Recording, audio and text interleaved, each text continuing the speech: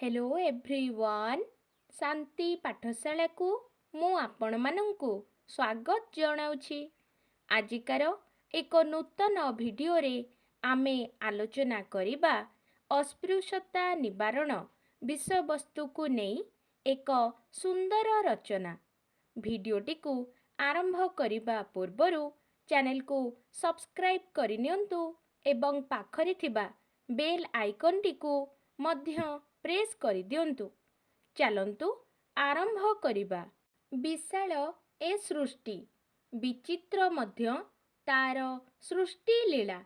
अनंत अंतर्जामी सृष्टिर सुरक्षा निमित्त सर्जना कले बुद्धिशाली मानवकु, किंतु मनीष सृष्टि कला जाति विभाग उच्च नीच भेदभाव एही सबु केवल संकीर्ण स्वार्थ साधन निमित्त थिला उद्दिष्ट।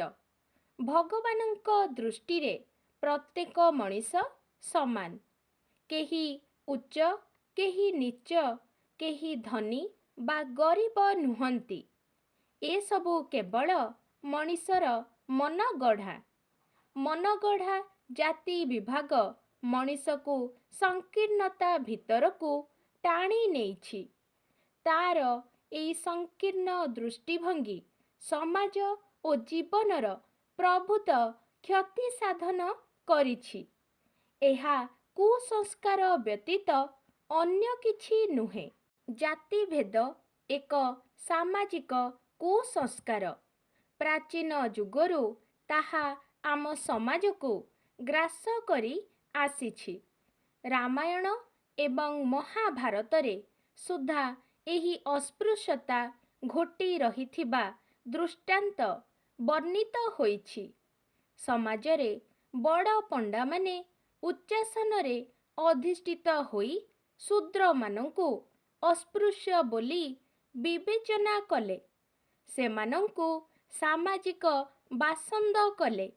मंदिर कूप पुष्करिणी आदि स्थान को प्रवेश निषेध घोषणा कले। सेमानंकु नाना भावरे निर्यातना देले। ग्राम शेषरे नितांत दुस्त अवस्थारे जीवन जापन निमित्त प्रवर्ताइले। एही रूपे अस्पृश्य समाज जुग जुग धरी निष्पेषित घृणित लांछित जीवन जापन कले।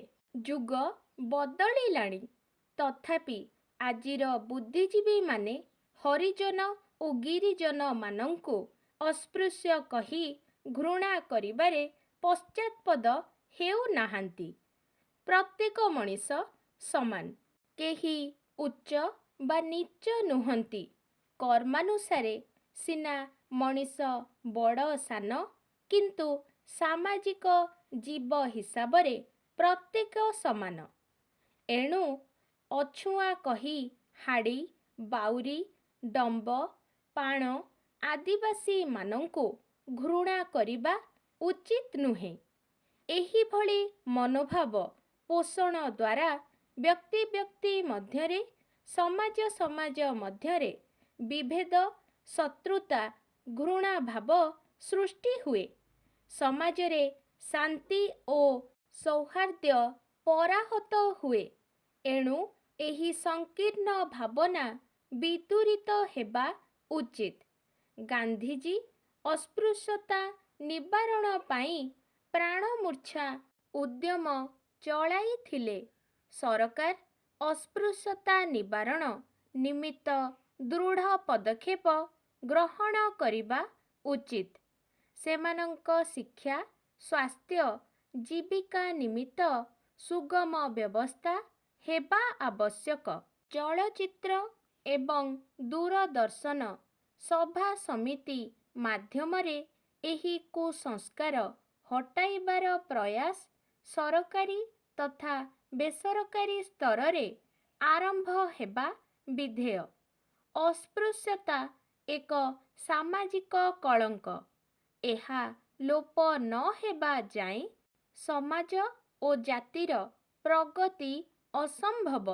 सुतरां ସମାଜର ଶ୍ରେଣୀ ବ୍ୟବଧାନ ଲୋପ କରିବା ପାଇଁ ସରକାର ବିଭିନ୍ନ ଯୋଜନା ଓ ଆଇନ ପ୍ରଣୟନ କରିବା ଆବଶ୍ୟକ। ଆଜିକାର ଭିଡ଼ିଓଟି ଆପଣଙ୍କୁ କିପରି ଲାଗିଛି କମେଣ୍ଟ ମାଧ୍ୟମରେ ନିଶ୍ଚୟ ଜଣାଇବେ ଏବଂ ଲାଇକ୍ ସେୟାର ସବସ୍କ୍ରାଇବ୍ କରିବାକୁ ଜମାରୁ ଭୁଲିବେନି। ଧନ୍ୟବାଦ।